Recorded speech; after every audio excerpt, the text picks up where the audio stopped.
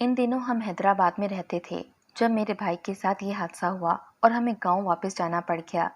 گاؤں میں ہماری زمین نہیں تھی اور کوئی دوسرا ذریعہ آمدنی بھی نہیں تھا، لہٰذا بھائی نے سوچا کہ شہر جا کر رہنا چاہیے، 2 وقت کی روٹی کے لیے محنت مزدوری مل جائے گی۔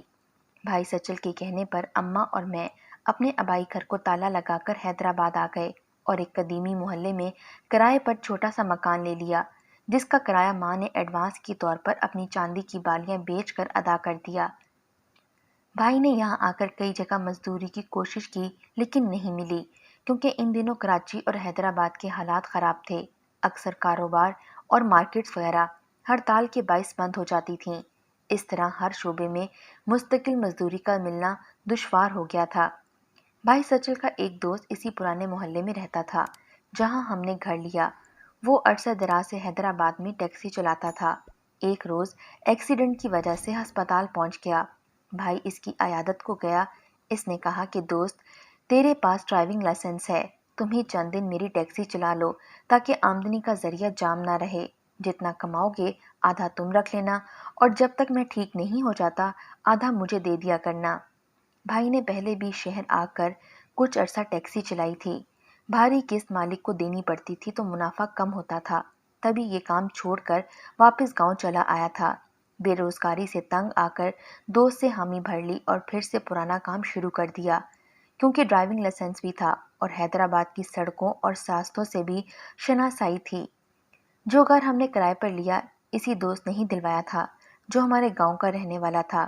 اس کا نام پیرو تھا۔ وہ ابھی تک ہسپتال میں تھا، اس کی ٹانگ ٹوٹ گئی تھی۔ ٹیکسی چلانے کا تجربہ ہو تو یہ کام مشکل نہیں ہوتا۔ سچل بھائی بھی روزانہ اتنا کما لیتا تھا کہ آدھی کمائی سے ہماری روزی روٹی کا بندوبست ہو جاتا اور آدھی رقم وہ اپنے دوست کو دے دیا کرتا۔ اس طرح اس کا علاج و معالجہ اور خرچہ پانی چل رہا تھا۔ یہ ٹیکسی پیرو کی ذاتی ملکیت تھی، لہٰذا قسط ادا کرنے کی ٹینشن بھی نہ تھی، البتہ مکان کے کرائے کی ٹینشن تو تھی ہی۔ 2 ماہ بعد بھائی نے امی سے کہا، اگر آپ لوگ گاؤں چلے جاؤ تو میں یہ کرائے کا گھر واپس کر دوں گا، اس طرح بچت ہو جائے گی اور جو کرایہ مکان مالک کو دیتا ہوں وہ آپ کو خرچہ بھجوا دیا کروں گا اور خود میں پیرو کے مکان میں اس کے ساتھ رہ لوں گا۔ ابھی وہ ٹیکسی چلانے کے قابل نہیں ہے، جب تک ٹھیک نہیں ہوتا اس کی دیکھ بھال بھی کرتا رہوں گا۔ اس طرح ہمارا گزارا چلتا رہے گا اور اس کا خرچہ بھی نکلتا رہے گا۔ والدہ کو تو پہلے ہی شہر میں رہنا پسند نہیں تھا، وہ بیٹے کے اصرار پر ساتھ آ گئی تھیں۔ انہوں نے گاؤں لوٹ جانے میں ہی خوشی محسوس کی اور ہم ماں بیٹی آبائی گھر کو لوٹ آئے۔ اب بھائی ہر ماہ ہم کو گزارے لائق رقم بھجوانے لگا۔ گاؤں میں شہر کی نسبت ہر شے سستی اور کھانے پینے کی اشیاء ملاوٹ سے پاک مل جاتی تھی۔ دودھ خالص، سبزی تازہ اور کم قیمت میں دستیاب تھی۔ گندم بھی ہم رشتہ داروں سے کم قیمت پر اور بہتر کوالٹی کی لے سکتے تھے۔ ہمارا گزارا اچھا ہونے لگا۔ 1 سال بخیریت گزر گیا۔ اس دوران 4 بار 1-2 دن کے لیے بھائی گھر آیا، دونوں عیدیں، محرم اور ایک بار ایک عزیز کی شادی میں۔ تاہم وہ گائے بگائے چچا کو فون کرتا رہتا جس سے ہماری خیریت اس کو اور اس کی خیریت ہم کو معلوم ہو جاتی۔ سال بعد ایک سواری کی وجہ سے میرے بھائی کو بہت پریشانی کا سامنا کرنا پڑا، یہاں تک کہ ایک دن اس کو گاؤں آ کر گھر میں چھپ کر بیٹھنا پڑ گیا، کیونکہ اس کی جان کو خطرہ لاحق ہو گیا تھا۔ وہ سواری ایک نوجوان حسینہ کی تھی جس کے چکر میں ہم کو پھر سے برے دن دیکھنے پڑ گئے۔ ہوا یوں کہ حسب معمول سچل بھائی اس دن بھی روزگار کے لیے پیرو کی ٹیکسی لے کر صبح سویرے نکلا۔ اس کا روٹ پھلیلی فقیر کا پڑ گیا اور پرانی مارکیٹ ہوا کرتا تھا۔ اس دن صبح 7:30 بجے کا ٹائم ہوگا کہ اس کو ایک عورت تنہا سڑک کے کنارے کھڑی نظر آئی۔ اس نے ایک بچے کو اٹھا رکھا تھا، ہاتھ کا اشارہ کیا تو بھائی نے اس کے قریب ٹیکسی کو روکا، اسے ہسپتال جانا تھا۔ سچل بھیا نے ٹیکسی میں بٹھا لیا۔ گاڑی چلاتے ہوئے ڈرائیور کی نظر آئینے پر ضرور پڑتی ہے۔ آئینے میں میرے بھائی کو اس برقع پوش مسافر کا عکس نظر آیا۔ اس نے نقاب الٹ لیا تھا اور کالے برقعے میں بہت خوبصورت دکھائی دے رہی تھی، گویا اس کا چہرہ چمکتے ہوئے چاند کی مانند روشن تھا۔ خدا جانے اس ماں رخ میں کیا کشش تھی کہ بار بار میرے بھائی کی نظر آئینے میں اٹھ جاتی تھی۔ ہسپتال آ گیا اور وہ برقع پوش مسافر اتر گئی۔ سچل بھائی اس کو گیٹ کے اندر جاتے ہوئے دیکھتے رہے، اس کی صورت جیسے دل میں اتر گئی ہو۔ सचल ने टैक्सी को वहीं खड़ा रखा जहां वो उतरी थी, जैसे टैक्सी के पहिए जाम हो गए हों।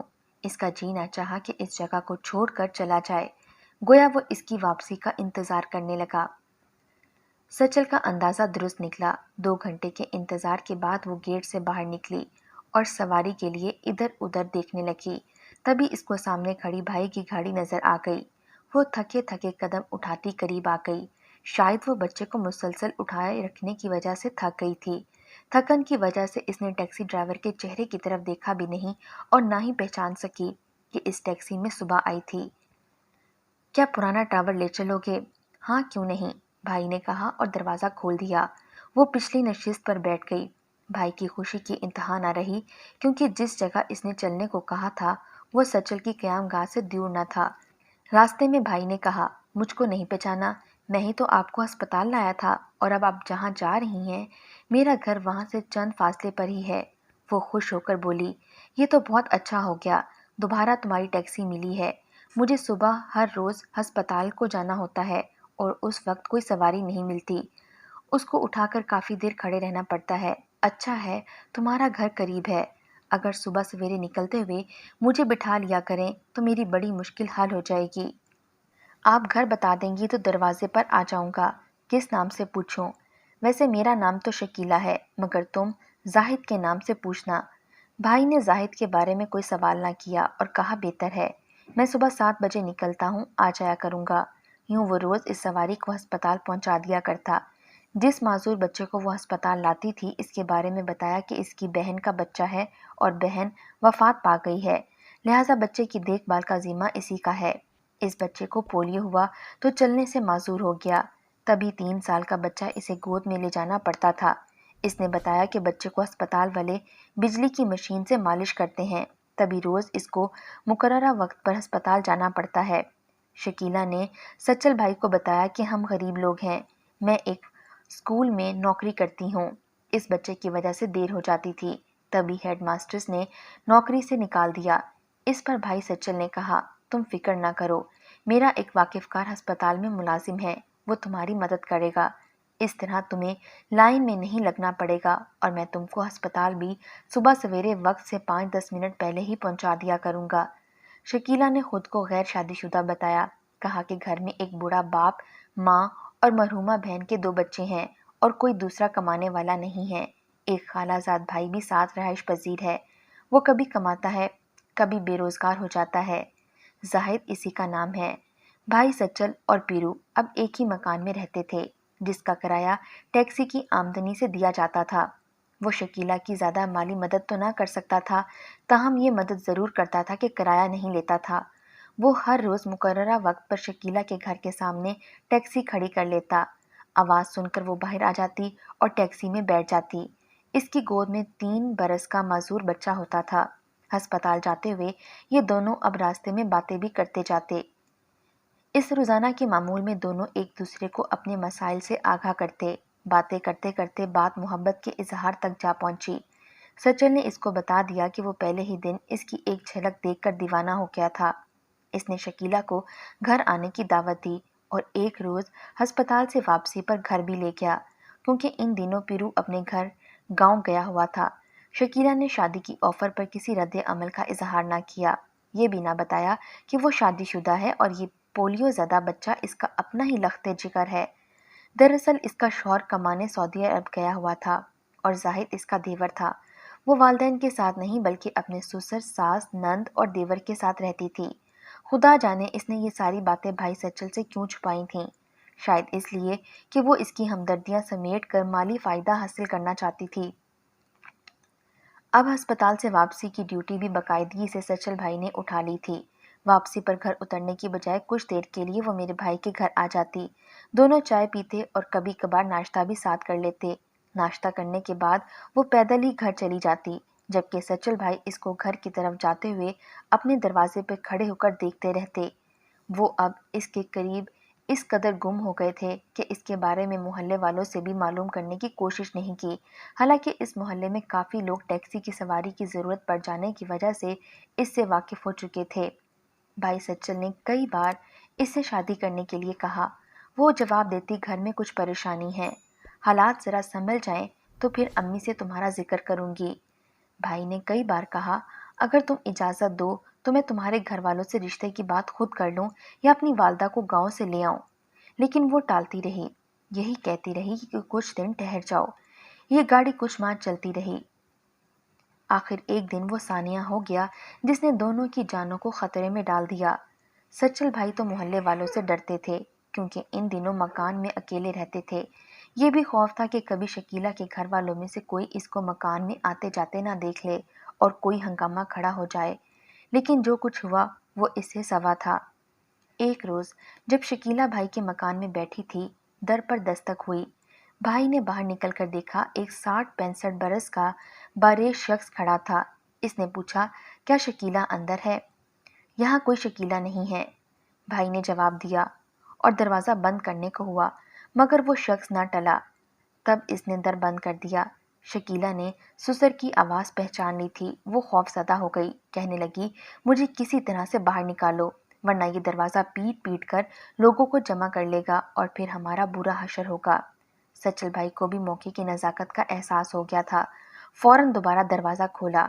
वो आदमी अभी तक मौजूद था। भाई ने नरमी से कहा, बुजुर्गो, आपको शायद मुगालता हुआ है। मुझे नहीं मालूम आप किस शकीला का पूछ रहे हैं। मैं इस नाम की किसी औरत को नहीं जानता। मुझे नहीं मालूम शकीला कौन है। बकवास मत करो, इसने कहा, मुझे मालूम है कि वो अंदर है। शकीला मेरी बहू है, मैंने खुद इसको अंदर जाते देखा है। मेरी आंखें धोखा नहीं खा सकती, मैं बुरके में भी इसको पहचान सकता हूँ। तुम झूठ मत बोलो और दरवाज़ा खोलो, मैं अंदर खुद देख लेता हूँ। बुजुर्ग, अंदर मेरे बाल बच्चे भी तो हो सकते हैं। ऐसे तो आप घर की तलाशी नहीं ले सकते, जबकि आप जानते ही होंगे कि इस क्वार्टर का एक ही कमरा है। इस तरह इसने बूढ़े को बातों में लगा लिया। तभी शकीला को बाहर निकल जाने का मौका मिला कि सच्चल बुजुर्ग के सामने खड़ा हो गया था। तहम इसने बुर्का पोश खातून को बाहर निकलते देख लिया और इसका पीछा किया। वो कहाँ जाती? इसने तो अपने घर ही अब जाना था। सचल को अंदाजा हो गया कि ये शख्स अब अपनी बहू का क्या हशर करेगा, लिहाजा इसने आफियत इसी में जानी कि फौरन यहाँ से निकल भागे। इसने अपने 2 जोड़े कपड़े और गाड़ी का लाइसेंस, कुछ नकदी सामान जो मौजूद था, जेब में रखा और लारी अड्डे आ गया। वहां से लारी पकड़ा और सीधा गांव आ पहुंचा। जानता था कि अगर शकीला के ससुर और देवर पीछा करना चाहेंगे तो किसी न किसी से अता पता मालूम कर लेंगे। छोटे गांव का अगर नाम भी मालूम हो जाए तो वहां के बासी को तलाश कर लेना मुश्किल काम नहीं होता। भाई पीरू के पास गया, इसको हाल अहवाल से आगाह करके कहा कि अब तुम अपनी टैक्सी की हिफाजत के लिए जाओ, मैं वहां नहीं जा सकता। ऐसा मामला हुआ है, मुमकिन है कि वो लोग मेरी जान बख्शी ना करें। तुम ही जाकर हालात को संभालोगे। मैं तब तक घर में छुपा रहूंगा जब तक तुम मुझे वहां के हालात से आगाह ना करोगे। पीरू को भाई की इस हमाकत पर गुस्सा तो बहुत आया, लेकिन वो अभी तक टैक्सी चलाने से मजदूर था। इसका एक पाँव काम ही नहीं करता था और टांग में भी अभी तक लोहे की पेच लगे हुए थे। वो नाचार हैदराबाद प्राइवेट कार पर गया और हालात का जायजा लिया। यकीनन इस बूढ़े ने शकीला की खूब खबर ली थी। इसने जो भी बहाने किए, बड़े मियाँ ने यकीन न किया। इसके शौहर को फोन करके सऊदी अरब से बुलवा लिया गया कि वो आकर बीवी का फैसला कर दे। शौहर ने बीवी की कुछ न सुनी। इसने बाप की ही बात का यकीन किया और बीवी को तलाक दे दी। बच्चे भी इससे छीन लिए। वो पोलियो वाला बच्चा भी इससे ले लिया गया जिसके लिए शकीला दिन रात बेचैन फिरती थी और जिसकी सेहतयाबी के लिए वो इतने कष्ट उठा रही थी। तलाक देकर शकीला का खाविंद वापस सऊदी अरबिया चला गया और इन लोगों ने इस मोहल्ले से घर भी तब्दील कर दिया। सद शुक्र कि उन्होंने अपनी औरत ही को सजा दी, भाई के पीछे ना पड़े। पीरू को तो मोहल्ले का हर आदमी जानता था कि वो ऐसा नहीं है और वो वकूए के रोज हैदराबाद में मौजूद भी ना था। वो हादसे के बाद माजूर भी हो गया था। मोहल्लेदारों ने इसका ही साथ दिया और मामला खत्म हो गया। 4 माह तक टैक्सी बंद खड़ी रही। पीरू को माली तंगी ने घेर लिया। इसका गुस्सा भी ठंडा हो गया। इधर हमारे घर का चूल्हा भी ठंडा पड़ रहा था। दोबारा पीरू ने भाई को बुलवा लिया क्योंकि इसका इलाज अभी जारी था। भाई वहां गया तो कुछ ही दिन के बाद किसी मोहल्ले वाले ने शकीला के ससुराल वालों को खबर पहुंचा दी। एक रोज इसका ससुर पीरू के मकान पर आया। उस वक्त भाई सचल वहां मौजूद ना था, वो शहर निकला हुआ था। पीरू ने शकीला के ससुर को कहा कि मेरा मुलाजिम जो टैक्सी चलाने को मैंने रखा था वो जा चुका है, लिहाजा अब इसको तलाश ना करें, वो दुबई चला गया है। इस पर वो टल गया। जब शाम को भाई लौटा, पीरू ने खबरदार किया कि होशियार रहो, इन लोगों का गुस्सा अभी ठंडा नहीं हुआ। अब तुम्हारा इस मोहल्ले में रहना ठीक नहीं है, मैं किसी और जगह घर तलाश करता हूँ, फिर आप लोगों को बुलवा लूंगा। पीरू के कहने पर ही अम्मा और मैं हैदराबाद इस बार सच्चल भाई के हमरा आए थे ताकि इसका खाना वगैरह पका सकें। इसने मकान के स्टोर में अपना पलंग डाल लिया था और हमको रहने के लिए अपना वाहिद कमरा दे दिया था, लेकिन हमको इस बार भी हैदराबाद रहना नसीब ना हुआ और ना भाई का खौफ दूर हुआ। वो हमको लेकर फिर से गांव आ गया और यहीं एक जमींदार की ज़मीनों पर मजदूरी करने लगा। हालांकि अजरत मेहनत से बहुत कम मिलती थी, मगर मजबूरन गुजारा करना पड़ता था, क्योंकि ज़मींदार का आसरा भी हम जैसे को इन हालात में बहुत था। ऐसे मामलात में वही सरपरस्ती करते हैं तो गरीब की मुश्किल हल हो जाती है, लेकिन इसके एवज़ जो गुलामी सारे कुंबे की नसीब में लिख दी जाती है वो भी बर्दाश्त करना पड़ती है, क्योंकि इसके बगैर आफियत हासिल नहीं की जा सकती। आज भी मुझे कोई कहे कि हैदराबाद चलना है तो मैं इनकार कर देती हूँ। वो दिन याद आ जाते हैं जब अच्छे मुस्तकबिल की उम्मीद में मेरे भाई ने गांव से बड़े शहर का रुख किया था और हम मुश्किल हालात से दो चार हो गए थे।